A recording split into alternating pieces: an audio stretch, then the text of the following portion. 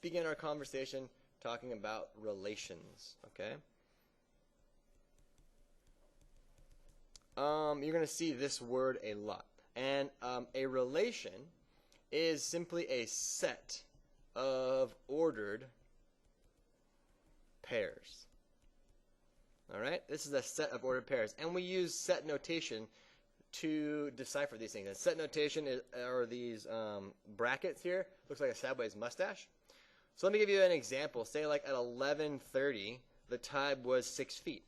Okay? Then at, say, 12 o'clock, the tide was 6.5 feet. And then we'll say, how about 12:30, the tide was at 7 feet. So what I have here is I have a collection of ordered pairs comparing time to tide heights, right? So this one is time, and this one is height. Now, there are two pieces here, right? There's the time, 11:30, the 12 o'clock, and the 12:30. These have a special name. These are our inputs, and when we're talking about functions, those are going to be called our domain values. Those are the values that we plug into to get out information that we want. So if I ask myself, what is the tide at a certain time, I have to give myself a time. That's my input. So my input would be 11:30, the tide is 6 feet. Inputs. Oh, sorry.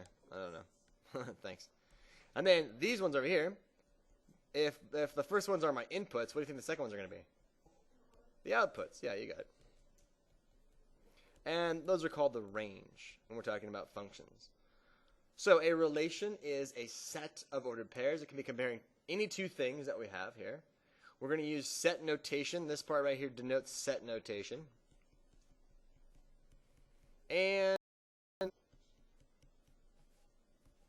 all right, so a function, f of x, from set A to set B is a relation. A relation is a set of ordered pairs that matches exactly one output for every single input. That's kind of an abstract idea. And has anyone ever heard of that idea before?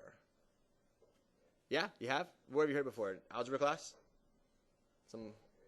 Yeah, okay. Algebra class, 8th grade, makes sense. So what I'm going to do is I'm going to give you a couple of examples here. I'm going to give you some pictures. I'll call this my domain, and I'll call this my range. And I'm going to have 3 things in my domain, and I'm going to have 2 things in my range. And I'm going to map them like this. Okay? So the first thing, this element goes with this element goes with that element, and that element goes with that same element over there. Okay, the question I have for you is, does this picture represent a function? Yes? We have had the discussion, and we have decided that yes, this does represent a function because every single input has exactly one output. Even though these two inputs are the same output, we decided that is allowed. Okay, let me give you another example over here. Okay. All right, here's my domain. Here's my range. Let me give you 2 elements in the domain, 3 elements in the range, and here's the mapping. That one goes there, that one goes there, and that one also goes there. Okay, right now, what do you think? Is this picture representative of a function? Yes? No, this is not a function, okay? We all agree with that one? Grant, yeah, go ahead. Yes. Last example, decide right now on this one. What do you guys think? Is this a function? Yes, no, I don't know. Write it down. Last one for us. You guys following along so far? Feeling pretty good about this? So we said, yep, this is a function. There's exactly one output for every input. Even though we have 3 different elements in the domain, they all point to the same thing, and we're feeling pretty good about it. Okay, next sort of idea here is there are 4 ways to represent a function.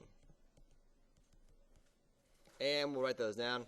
1, 2, 3. These are the 4 we have. We can do verbally. We can talk about the tides numerically, geographically, not geographically, just graphically, sorry, and algebraically. Sorry about that. All right, let me give you some examples of each of these here, okay? Let's do an example of verbally. Okay, so I'll just say the statement. The statement is this, right? The input value, x, is the number of representatives from a state. The output is the number of senators. Okay, so input is the number of representatives from a state. The output is the number of senators.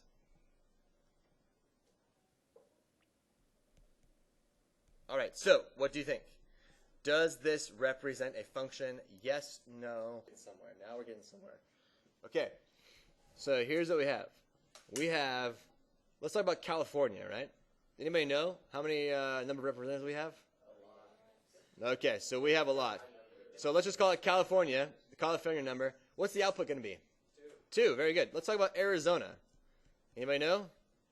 I don't know. Well, what's the output, though? 2. Huh. What about Texas? 2. What's the, I don't know, 2. You may notice a pattern here. The outputs are all 2.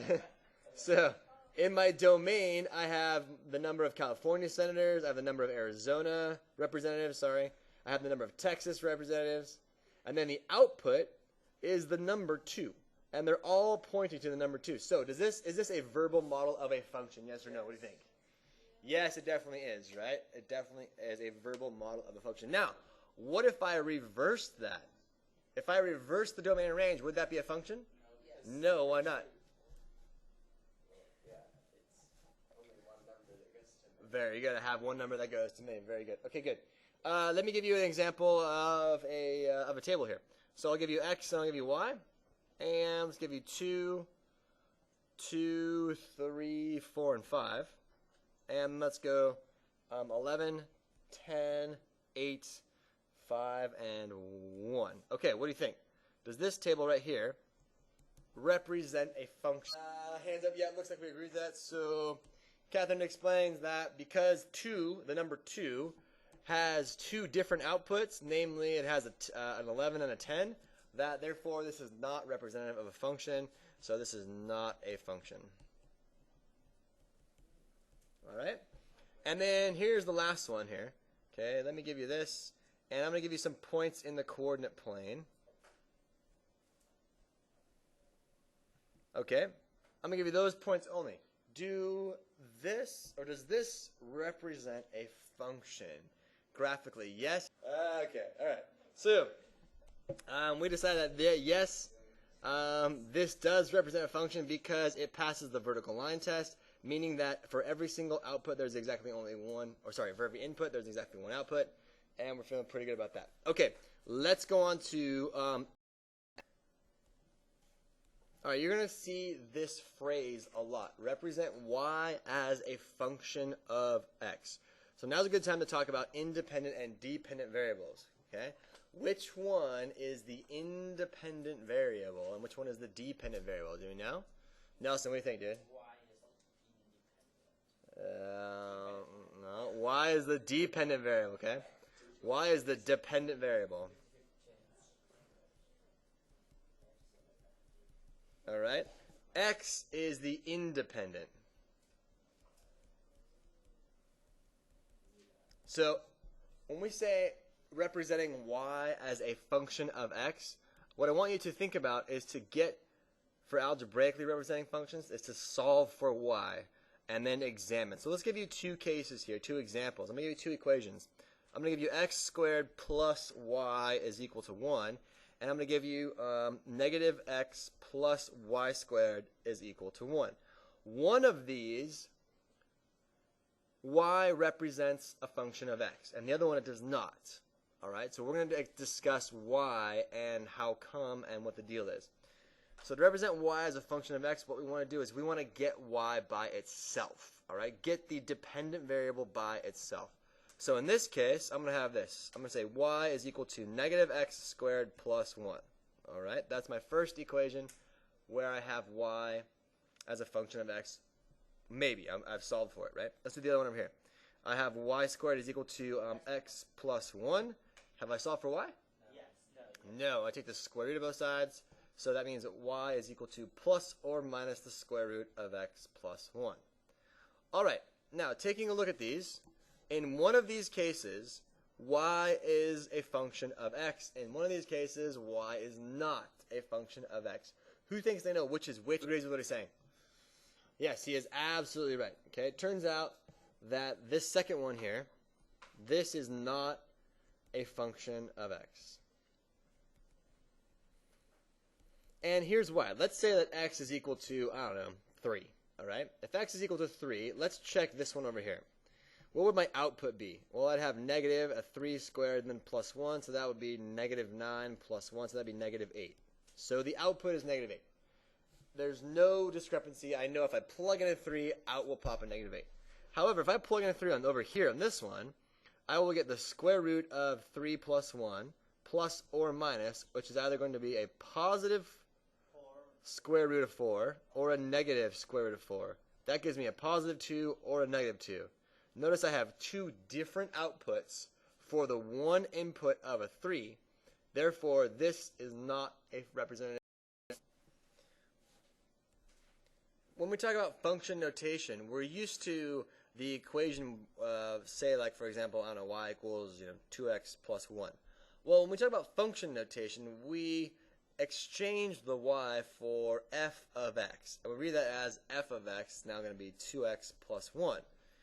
The reason we do this is because one of the key things that we do with functions is we evaluate functions. So, for an example, I can now ask the question, what would f of 0 be in this particular case? Well, what do we do with that? Well, we see that f of x is 2 times whatever x is plus 1. So f of 0 is going to have to be 2 times 0 and then plus 1. So notice all I've done is I have exchanged what my x's are, what my 0 is. So that's going to give me 2 times 0 is 0 plus 1 is 1. And that corresponds to the ordered pair 0, 1, input and output. So the 0 was my input and the 1 was my output. And that's the dealing with function notation. Now, something that we can do with this is I could ask you to evaluate expressions. So, as an example, let me give you the function g of x is equal to negative x squared plus 4x plus 1. All right? And we'll give you 3 problems here. Let's do g of 1. B, let's do g of t. And then C, let's do g of x plus 2. All right? Let's do the first one. G of 1, pretty straightforward. So we're going to take 1, and we're going to exchange every single x that we have for a 1.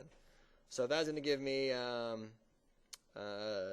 negative 1 squared plus 4 times 1 plus 1. So that gives me negative 1 plus 4 minus 1. So I'm looking at 4 here. Is that what you guys got for that one? Is it on that? Okay, good. What's g of t going to be? Yeah, it's just negative t squared plus 4 times t plus 1. That's it. That's all I'm asking to do. No big deal for that one. All right, and then how about g of x plus 2? G of x plus 2. So I'm going to have negative x plus 2, and then squared, plus 4 times x plus 2, and then finally plus 1. All right, how do I expand x plus 2 quantity squared? It's going to be the negative of, who knows how to do it? X squared plus 4x plus 4, very good, plus a 4x plus 8, and then plus 1. So all I did was distribute my 4 to the binomial x plus 2.